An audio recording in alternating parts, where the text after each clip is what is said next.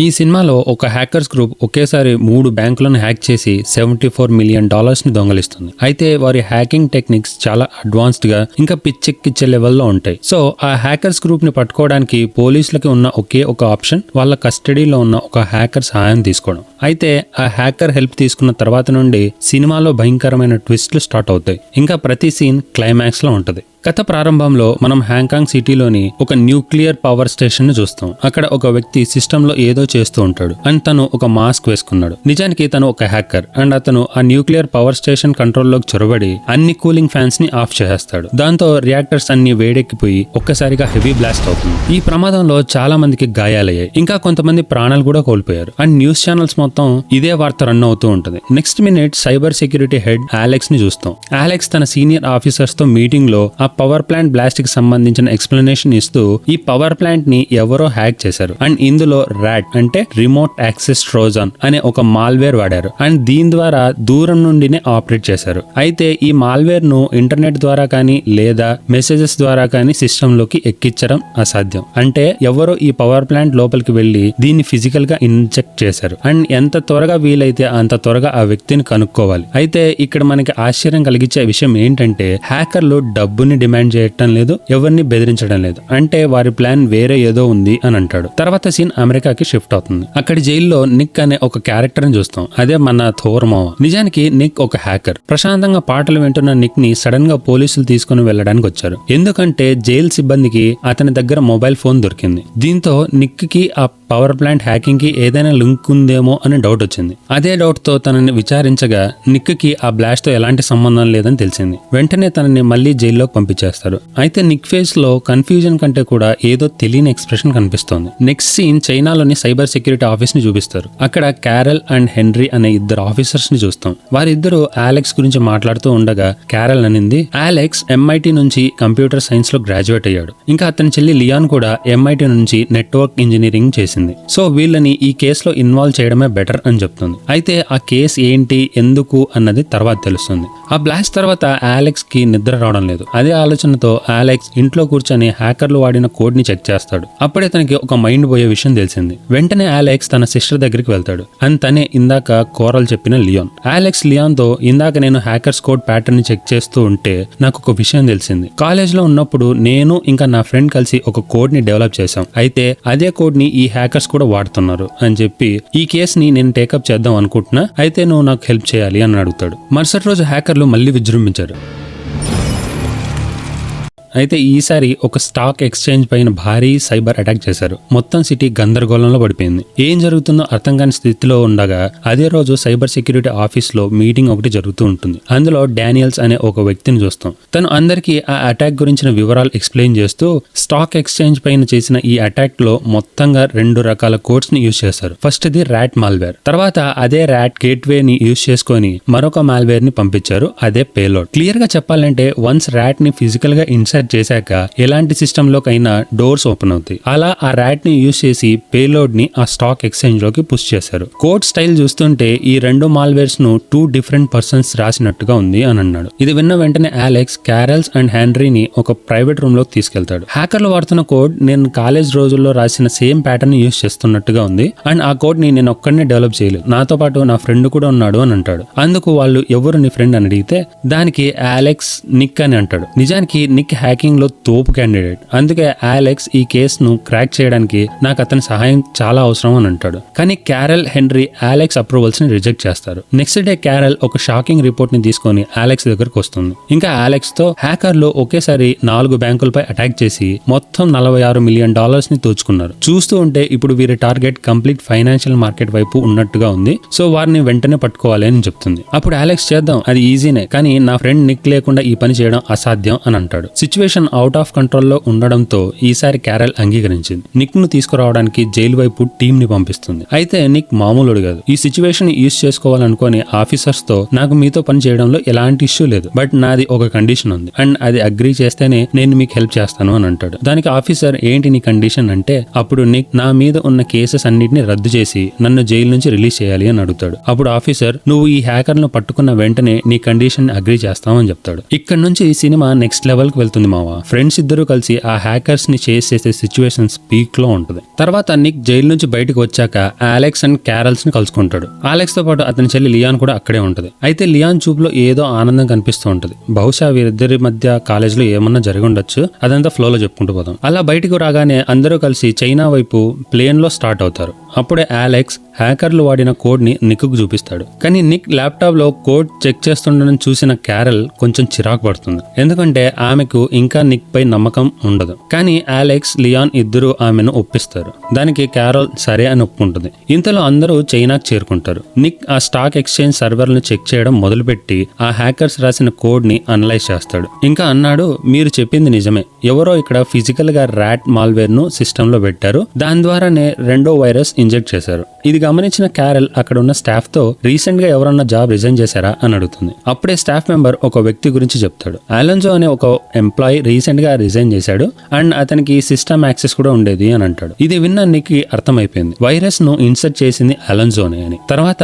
Nick henry సాయంతో అలెన్జో గురించి మరిన్ని వివరాలు తెలుసుకుంటాడు. వెంటనే అందరితో ఆ హ్యాకర్స్ బిహేవియర్ చూస్తూ ఉంటే వీళ్ళు డబ్బు కోసం పనిచేసే వాళ్ళు కాదు. వారి ప్లాన్ పూర్తిగా వేరే దిశలో ఉంది. ఎంత త్వరగా వీలైతే అంత త్వరగా అలెన్జో నుంచి ఇన్ఫర్మేషన్ తీసుకోవడం చాలా అవసరం అని అంటాడు. అలా కంపెనీ డేటాబేస్ లో నుంచి అలెన్జో అడ్రస్ తీసుకొని అతని ఇంటికి వెళ్లి చూడగానే అందరి దిమ్మ తిరిగిపోయింది. అలెన్జో అప్పటికే చనిపోయి ఉన్నాడు. వెంటనే ముగ్గురు తన ఇంటిని పరిశీలించడం మొదలు పెడతారు. అప్పుడు అలెన్జో సిస్టమ్ లో కొన్ని హ్యాకింగ్ టూల్స్ దొరికాయి. అంతేకాకుండా ఎవరో అన్నోన్ పర్సన్ తో చాట్ చేస్తున్నట్టుగా కూడా తెలిసింది. వెంటనే నిక్ ఆ పర్సన్ కి మెసేజ్ చేసి ఒక రెస్టారెంట్ లో మీట్ అవ్వమని చెప్పి చెప్తాడు. ఇదిలా ఉండగా మరోపక్క క్యారల్ అండ్ నిక్ ఇద్దరు ఒక వ్యక్తిని మీట్ అవుతారు. తన పేరు గేరీ. తను స్టాక్ ఎక్స్చేంజ్ లో హయ్యర్ పొజిషన్ లో ఉన్న వ్యక్తి. క్యారల్ తనతో, మీ ఎక్స్చేంజ్ కంపెనీ ట్రేడ్ చేస్తున్న అందరి డేటా నాకు కావాలి. మేబీ ఆ డేటా ద్వారా మాకు ఈ కేస్ కి సంబంధించిన ఏదన్నా క్లూ దొరికే అవకాశం ఉంది అని అంటుంది. అయితే గ్యారీ డేటాని ఇవ్వనని అంటాడు. వెంటనే క్యారల్ గ్యారీ పర్సనల్ లైఫ్ గురించి పబ్లిక్ లో పెడతానని బెదిరించగానే డేటాని ఇవ్వడానికి అంగీకరిస్తాడు. మరోపక్క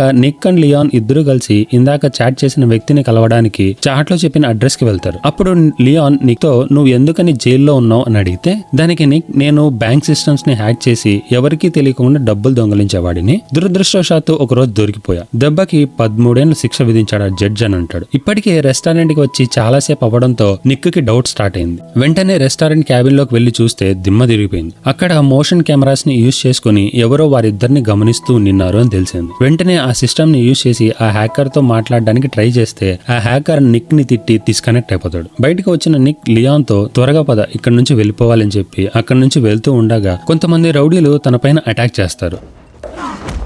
నిక్ వారందరితో ఫైట్ చేసి అక్కడి నుంచి లియాన్ ని తీసుకొని పారిపోతాడు. ఇదిలా ఉండగా క్యారల్ అండ్ అలెక్స్ గ్రే దగ్గర తీసుకున్న డేటాని చెక్ చేస్తూ ఉండగా సడన్ గా వారికి 3 అకౌంట్స్ నుంచి హెవీ అమౌంట్ ట్రాన్సాక్షన్ కనిపించాయి. అప్పుడే నిక్ అలెక్స్ కి కాల్ చేసి రెస్టారెంట్ లో జరిగింది మొత్తం తనకి చెప్తాడు. అండ్ నిక్ అలెక్స్ తో, మనం హ్యాకర్స్ కోసం చెక్ చేస్తున్నామని వారికి తెలిసిపోయింది. అందుకనే వాళ్ళు మనల్ని కనుక్కోవాలని ఈ ట్రాప్ వేశారు. బెటర్ మనం ఫిజికల్ బీయింగ్స్ గురించి కాకుండా మనీ ట్రాన్సాక్షన్స్ మీద దృష్టి పెడితే వాళ్ళని పట్టుకోవడానికి ఛాన్సెస్ ఉన్నాయి అని అంటాడు. నెక్స్ట్ మినిట్ అలెక్స్ తన సిస్టర్ తో నిక్ ని తీసుకుని హాంకాంగ్ రమ్మని చెప్తాడు. ఇక్కడితో ఇన్వెస్టిగేషన్ ఇంకొక టర్న్ తీసుకుంటుంది. Next day Leon and Nick Hong Kong వస్తూ ఉండగా మరొక న్యూక్లియర్ బ్లాస్ట్ అవుతుంది. వెంటనే ఇద్దరు ఆ లొకేషన్ కి చేరుకుంటారు అండ్ అక్కడే ఉన్న సెక్యూరిటీని క్వశ్చన్ చేస్తారు. కానీ సెక్యూరిటీకి ఏమీ తెలియదు. అప్పుడే లియాన్, మనం కనుక లోపల ఉన్న సిస్టమ్ వరకు చేరుకోగలిగితే ఆ హ్యాకర్ ఐపీని కనుక్కోవచ్చు అని అంటుంది. దానికి సెక్యూరిటీ, ఆ హార్డ్ డ్రైవ్ మా సర్వర్ రూమ్ లో ఉండొచ్చు, అయితే అక్కడ టెంపరేచర్ చాలా ఎక్కువగా ఉంది, ఇప్పుడు లోపలికి వెళ్ళడం అసలు సాధ్యం కాదు అని అంటాడు. దీంతో అలెక్స్ టీమ్ టెక్ అనే పోలీస్ ఆఫీసర్ ని కలుస్తుంది. అతను కొంతకాలంగా ఈ హ్యాకర్స్ ని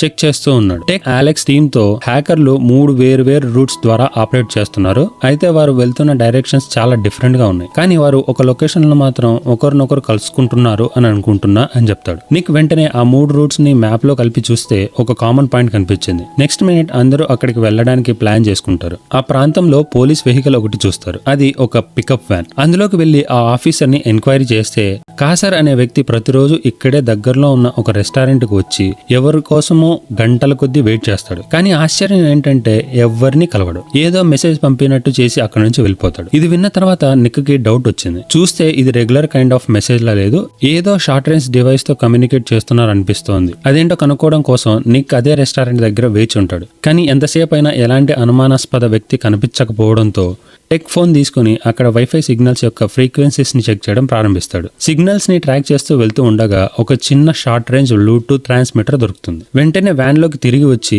మొత్తం అందరి మైండ్ పోయే విషయం ఒకటి చెప్తాడు. మనం అనుకున్నట్టుగా కసార్ ఎవరికి గాని మెసేజ్లు పంపడం లేదు. అతను ఒక బ్లూటూత్ ట్రాన్స్మిటర్ లో కోడ్ ని అప్లోడ్ చేస్తాడు. దాని తర్వాత అతని టీమ్ లో ఉన్న వాళ్ళు ట్రాన్స్మిటర్ కి కాస్తంత దగ్గరగా నడవగానే ఆ కోడ్ వాళ్ళకి రిసీవ్ అవుతుంది. అండ్ ఆ కోడ్ లోనే అసలు మెసేజ్ దాచిపెట్టబడి ఉంది అని అనగానే అప్పుడు క్యారల్ అయితే ఇంకేముంది, కేసు సాల్వ్ కదా, మనం వాళ్ళని పట్టుకున్నాం, ఇంకా వాడి ద్వారా మొత్తం టీమ్ ని బయటకు లాగుదాం అని అనగానే దానికి అలెక్స్ అతన్ని పట్టుకున్నా కూడా వేస్టే, ఎందుకంటే అతను ఒక్క మాట కూడా మాట్లాడు. బెటర్ మనం తనని మెల్లగా ఫాలో అయ్యి అతనే మనల్ని తన టీం దగ్గరికి తీసుకెళ్లేలా చేయాలి అని అంటాడు. తర్వాత ఉదయం పోలీసుల యూనిట్ కసార్ పై సీక్రెట్ సర్వైలెన్స్ ని పెడుతుంది. కానీ కసార్ చాలా తెలివైనవాడు. అతను పోలీసుల ఉనికిని గమనించి ఒక్కసారిగా అక్కడి నుంచి పారిపోతాడు. మరోవైపు అలెక్స్ టీం హ్యాంగ్కాంగ్ లోని 3 బ్యాంకులను ట్రాక్ చేస్తుంటారు. అప్పుడే ఆ 3 బ్యాంకుల నుంచి మళ్ళీ భారీ మొత్తంలో ట్రాన్స్ఫర్ జరుగుతుంది. వెంటనే అలెక్స్ ట్రాన్సాక్షన్ ఫాలో అవడం స్టార్ట్ చేయగానే తనకు ఒక విషయం తెలిసింది. డబ్బు చైనాలోని ఒక క్యాసినో నుండి హవాలా రూపంలో క్యాష్ అవుట్ అవుతుంది అని. అప్పుడే అలెక్స్ తన టీం ని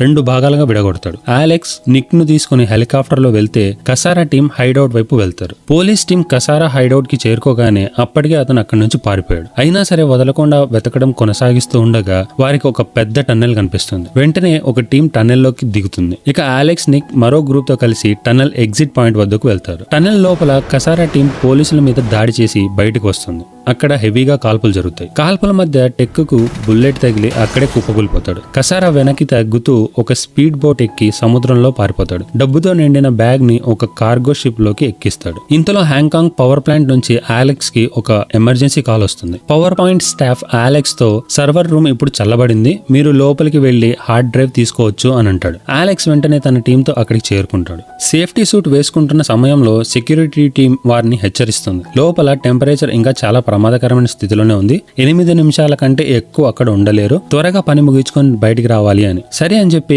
అలెక్స్ నిక్ ఒక స్టాఫ్ మెంబర్ తో కలిసి రూమ్ లోకి ప్రవేశిస్తారు. కానీ లోపల వేడి భరించలేక ఆ స్టాఫ్ మెంబర్ అక్కడికక్కడే స్పృహ తప్పి పడిపోతాడు. తక్షణమే నిక్ అలెక్స్ తో నువ్వు ఆ వ్యక్తిని బయటికి తీసుకెళ్లిపో, నేను ఆ హార్డ్ డ్రైవ్ ని తీసుకొని వస్తాను అని అంటాడు. నిక్ అక్కడే ఉన్న ఒక గొడ్డల్ని తీసుకుని సర్వర్ స్టోరేజ్ ను పగలగొట్టి హార్డ్ డ్రైవ్ బయటకు తీస్తాడు. హార్డ్ డ్రైవ్ చూడడానికి చాలా సేఫ్ గానే ఉంది. ఆ డ్రైవ్ ని తెచ్చి రికవరీ చేసి చెక్ చేస్తే రేడియేషన్ కారణంగా ఆ డ్రైవ్ లో సగం డేటా డ్యామేజ్ అయిపోయింది అండ్ పూర్తిగా రికవర్ చేయడం అసాధ్యం అని అర్థమైంది. అప్పుడే నిక్ క్యారల్ తో, క్యారల్ నీకు తెలుసు కదా నేను బ్యాంక్ హ్యాక్ చేసేవాడిని అని, నేను హ్యాక్ చేసిన తర్వాత నా కోడ్ ని ఎప్పటికప్పుడు డిలీట్ చేసేసేవాడిని, అయినా కానీ మీరు నా కోడ్ ని రికవర్ చేశారు ఎలా అని అడుగుతాడు. దానికి క్యారల్ ఎన్ఎస్ఏ దగ్గర బ్లాక్ విడో అనే ఒక సూపర్ సాఫ్ట్వేర్ ఒకటి ఉంది, అదే టూల్ తో మేము నీ కోడ్ ని రికవర్ చేసాం, కానీ ఈ కేసు చైనాకు సంబంధించింది కాబట్టి యుఎస్ గవర్నమెంట్ మనకు ఈ టూల్ వాడడానికి అనుమతిని ఇస్తారన్న నమ్మకం నాకు లేదు, అయినా సరే ఒకసారి ట్రై చేస్తానని చెప్పి క్యారల్ ఒక ఎన్ఎస్ఏ ఏజెంట్ కి కాల్ చేసి బ్లాక్ విడో యాక్సెస్ అడుగుతుంది. కానీ ఏజెంట్ ససేమిరా నో అంటాడు. సో ఆ బ్లాక్ విడో లేకుండా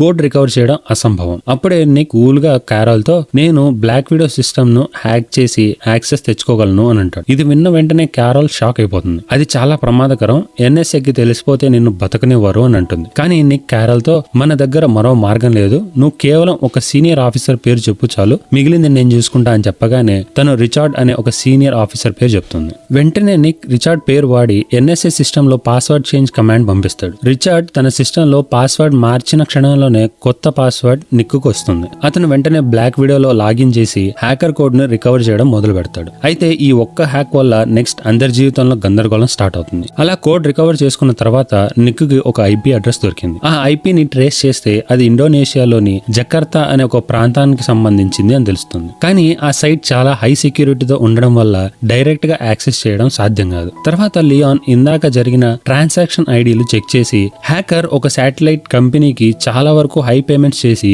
మలేషియాలోని ఒక లొకేషన్ ఫోటోలు కొనుగోలు చేస్తున్నారు అని చెప్తుంది. ఇది విన్న నిక్ పూర్తిగా కన్ఫ్యూజ్ అయిపోతాడు. లొకేషన్ ఫోటోలు ఎందుకు, ఆ ప్రాంతం హ్యాకర్లకు ఎందుకని అంత ఇంపార్టెంట్ అని. ఇంతలో ఎన్ఎస్ఏ కి బ్లాక్ విడో టూల్ వాడిన విషయం తెలుస్తుంది. వెంటనే వారు అలెక్స్ పై ఉన్న సీనియర్ ఆఫీసర్ కి ఈ విషయాన్ని రిపోర్ట్ చేస్తారు. అలెక్స్ బాస్ అతన్ని పిలిచి నిక్ ను టీమ్ లో తీసుకోవడం చాలా పెద్ద రిస్క్. నువ్వు ఏమి చేయకపోయినా పర్లేదు. ఎన్ఎస్ఏ నుండి మన దేశం పేరు చెడిపోకుండా చూసుకో అండ్ బెటర్ నిక్ ను అమెరికాలకు అప్పగించి ఈ కేసుని నువ్వే సాల్వ్ చేయి. కానీ నిక్ మన దగ్గర ఉంటే అది మన దేశానికి రిస్క్ అని అంటాడు. అలెక్స్ దానిని విన్న వెంటనే లియాన్ కు మెసేజ్ చేస్తాడు, నిక్ ను వెంట తీసుకుని అక్కడి నుంచి పారిపోవని. మరోపక్క హెన్రీ కూడా క్యారెల్ కి కాల్ చేసి చాలా గట్టిగా హెచ్చరిస్తాడు ఇక నిక్ ని ఈ కేసు నుంచి పూర్తిగా తీసేసేయాలి అని. అలెక్స్ ఒక సీక్రెట్ ప్లేస్ లో నిక్ అండ్ లియాన్ ని కలుస్తాడు. అలెక్స్ నిక్ తో, నేను నిన్ను అమెరికన్లకు అప్పగించలేను, కానీ క్యారెల్ హెన్రీ త్వరలోనే నిన్ను ట్రాక్ చేస్తారు. మనమంతా విడివిడిగా జకార్తాకు వెళ్ళాలి అండ్ అందరం అక్కడ కలుద్దాం అని చెప్పి వెళ్లి కారులో కూర్చోగానే ఎవరూ ఊహించని రీతిలో కసారా రాకెట్ లాంచర్ తో అలెక్స్ కార్ పేల్చేస్తాడు. అలెక్స్ అక్కడికక్కడే మరణిస్తాడు. అన్నను కోల్పోయిన బాధతో లియాన్ బోర్ను విలిపిస్తూ కుప్పకూలిపోతుంది. అప్పటికే క్యారెల్ కూడా అక్కడికి చేరుకుంటుంది. ఘోరమైన గన్ ఫైట్ జరుగుతూ ఉంటుంది. అప్పుడే క్యారెల్ కి కూడా బుల్లెట్ తగిలి తను అక్కడికక్కడే మరణిస్తుంది. ఇది చూసిన నిక్ వెంటనే లియాన్ ను తీసుకుని అక్కడి నుంచి పారిపోతాడు. నెక్స్ట్ వారు ఒక మెకానిక్ దగ్గరకు వెళ్లి నిక్ కాలికి ఉన్న జీపీఎస్ ట్రాకర్ ను తీసివేస్తారు. తర్వాత లియాన్ వారి కోసం నకిలీ పాస్పోర్ట్లు తయారు చేస్తుంది అండ్ ఇద్దరు కలిసి ఒక ప్రైవేట్ జెట్ లో జకర్తాకు ప్రయాణిస్తారు. ఇక్కడతో మొత్తం సస్పెన్సెస్ రివీల్ అవుతాయి. జకర్తాలోకి చేరుకున్న తర్వాత ట్రాన్సాక్షన్స్ లో కనిపించిన అదే లొకేషన్ లోకి ఇద్దరు వెళ్తారు. అక్కడికి వెళ్లి చూస్తే అది ఒక టిన్ మైనింగ్ ఏరియా. టిన్ మైనింగ్ అన్నది బ్యాంకాక్, మలేషియా, చైనా, బొలోవియాలో దొరికే ఒక మెటల్. ఆ మెటల్ ని మొబైల్ ఫోన్స్, ల్యాప్టాప్స్ అండ్ చాలా ఎలక్ట్రానిక్స్ వస్తువుల్లో వాడతారు. ఇది చూసిన వెంటనే నిక్ కి హ్యాకర్స్ ప్లాన్ అర్థమవుతుంది. నిజానికి హాంకాంగ్ లో చేసిన పవర్ ప్లాంట్ అటాక్ కేవలం ఒక టెస్ట్ మాత్రమే. లైక్ పవర్ ప్లాంట్ ను బ్లాస్ట్ చేస్తే ఎవరు రంగంలోకి దిగుతారు అండ్ ఎంత టైంలో మొత్తం గవర్నమెంట్ రియాక్ట్ అవుతుంది అని. అయితే వారి అసలు ప్లాన్ జకర్తాలోని పవర్ ప్లాంట్ ను హ్యాక్ చేసి అక్కడే ఉన్న ఒక పెద్ద డ్యామ్ ను బ్లాస్ట్ చేసేయడం అండ్ ఆ డ్యామ్ నుంచి వచ్చే నీరు మొత్తం లోయలోకి అంటే టిన్ మైన్ లోకి చేరేలా చేసి టిన్ ప్రొడక్షన్ పూర్తిగా ఆపేయడం. అలా చేస్తే మార్కెట్ లో టిన్ కొరత వస్తుంది. దీంతో టిన్ ధరలు అమాంతం పెరిగిపోతాయి. అప్పుడు వారు తమ $74 మిలియన్ ని టిన్ షేర్స్ పైన ఇన్వెస్ట్ చేసుకుని ధరలు పెరిగిన వెంటనే వాళ్ళు రాత్రికి రాత్రే బిలియనర్లు అయిపోవాలని అనుకుంటున్నారు అని చెప్తాడు. ఇది తెలిసిన వెంటనే నిక్ టిన్ మైనింగ్ ఆఫీస్ లోని డేటాని చోరీ చేస్తాడు. డేటా మొత్తం చూస్తే ఒక విషయం తెలిసింది. హ్యాకర్స్ డబ్బు మొత్తాన్ని ఒక లోకల్ బ్యాంక్ లో పెట్టారు. అప్పుడే నిక్ కి ఒక బ్రహ్మాండమైన ఐడియా వచ్చింది. లియాన్ ను ఆ లోకల్ బ్యాంకు కు పంపిస్తాడు. ఇంకా లియాన్ చాలా తెలివిగా బ్యాంక్ ఆఫీసర్ ని మభ్యపెట్టి తన పెన్ డ్రైవ్ ను బ్యాంక్ CPU కి కనెక్ట్ అయ్యేలా చేస్తుంది. నెక్స్ట్ మినిట్ నిక్ మొత్తం బ్యాంక్ సర్వర్స్ ని కంట్రోల్ లోకి తీసేసుకుంటాడు. హ్యాకర్ల మనీ $74 మిలియన్ మొత్తాన్ని స్విస్ బ్యాంక్ అకౌంట్ కి ట్రాన్స్ఫర్ చేస్తాడు. తర్వాత కసారాకి ఒక మెసేజ్ డ్రాప్ చేస్తాడు. నీ డబ్బు మొత్తం నేను కొట్టేశాను, నీకు నీ డబ్బు తిరిగి కావాలంటే నన్ను కలవమని. కొద్దిసేపటికే కసార్ కాల్ చేస్తాడు. అప్పుడే నిక్, నీ వెనక ఉన్న అసలైన బాస్ ఎవరో నాకు తెలుసు అండ్ తనకి డబ్బు కావాలంటే అతడే నాతో మాట్లాడాలి అని అంటాడు. తక్షణమే కసార్ తన బాస్ ట్రాంక్ తో మాట్లాడనిస్తాడు. ట్రాంక్ ఫోన్ లో నీకేం కావాలి అని అడుగుతాడు. అప్పుడు నిక్ చాలా సింపుల్ గా, నీ తర్వాతి పెద్ద ప్రాజెక్ట్ లో నాకు ఒక షేర్ కావాలి అని అడుగుతాడు. ట్రాంక్ ఆలోచిస్తున్నట్టుగా నటిస్తూ, సరే నిన్ను పార్ట్నర్ గా తీసుకుంటాను, కానీ ముందు ఒకసారి ముఖాముఖి కలుద్దాం అని చెప్తాడు. నిక్ కూడా అంగీకరిస్తాడు. అయితే అతనికి చాలా బాగా తెలుసు ట్రాంక్ ఎప్పుడూ షేర్ ఇవ్వడు అని, తను అది డబుల్ క్రాస్ చేస్తున్నాడు అని. కాబట్టి నిక్ కూడా ఫుల్ గా ప్రిపేర్ అయి అక్కడికి వెళ్తాడు. స్పాట్ కి చేరుకున్న వెంటనే కసార్ నిక్ ను గన్ పాయింట్ లోకి తీసుకుంటాడు. కసార్ అలెక్స్ ను చంపిన వ్యక్తి. అలెక్స్ నిక్ కు చాలా మంచి స్నేహితుడు. అందుకే నిక్ కు ఇది కేవలం ఫైట్ కాదు, ఇది ఒక పర్సనల్ రివెంజ్. నిక్ వేగంగా రియాక్ట్ అయ్యి కసార్ ను అక్కడికక్కడే కాల్చి పడేస్తాడు. అలా తన ఫ్రెండ్ అలెక్స్ చావుకు ప్రతీకారం తీర్చుకుంటాడు. కసార్ చనిపోయిన వెంటనే ట్రాంగ్ గ్యాంగ్ అంతా నిక్ పై అన్ని వైపుల నుంచి అట్టహాసంగా కాల్పులు చేస్తుంటారు. నిక్ కు కొన్ని బుల్లెట్ తగిలినా అతను మళ్ళీ లేస్తాడు, ఎందుకంటే తను బుల్లెట్ ప్రూఫ్ జాకెట్ వేసుకుని వచ్చాడు. ఫుల్ యాక్షన్ మోడల్లోకి వెళ్ళిపోయి అక్కడ ఉన్న దాదాపు అందరినీ లేపేస్తాడు. ఇక చివరిగా బాస్ ట్రాంగ్ తో hand to hand fight start అవుతుంది. ఒక దారుణమైన ఫైట్ తర్వాత ట్రాంగ్ నిక్ ను గాయపరుస్తాడు. కానీ చివరికి నిక్ అవకాశాన్ని టైమింగ్ తో ఉపయోగించి ట్రాంగ్ ను కూడా చంపేస్తాడు. అలా మొత్తం ఆపరేషన్ ఒక్కడే ముగిచ్చేస్తాడు. ఇదంతా అయిన తర్వాత నిక్ గాయాలతో కుప్పకూలిపోయిన ఎట్టకేలకు లియాన్ ను కలుసుకుంటాడు. లియాన్ అతని గాయాలకు ట్రీట్మెంట్ చేస్తుంది. ఇద్దరు కలిసి ఈ ప్రమాదకర ప్రపంచం నుంచి దూరంగా వెళ్లాలని నిర్ణయించుకుంటారు. తర్వాత నిక్ అండ్ లియాన్ పోలీసులు ఎప్పటికీ దొరకని ఒక తెలియని దేశానికి బయలుదేరిపోతారు. హ్యాకర్స్ నుంచి కొట్టేసిన డబ్బుతో ఫుల్ హ్యాపీగా లైఫ్ ని లీడ్ చేస్తారు. అయితే ఇంత suspense and highly action and computer gigs ఉన్న మూవీని ఎంజాయ్ చేయాలంటే వెంటనే ఈ స్క్రీన్ మీద కనిపిస్తున్న మూవీని చూసేసేయండి మావా. నేను ఇంకొక బెస్ట్ మూవీతో మళ్ళీ కలుస్తా. అలానే వెళ్లే ముందు ఆ లైక్ బటన్ ని గుద్దిపార్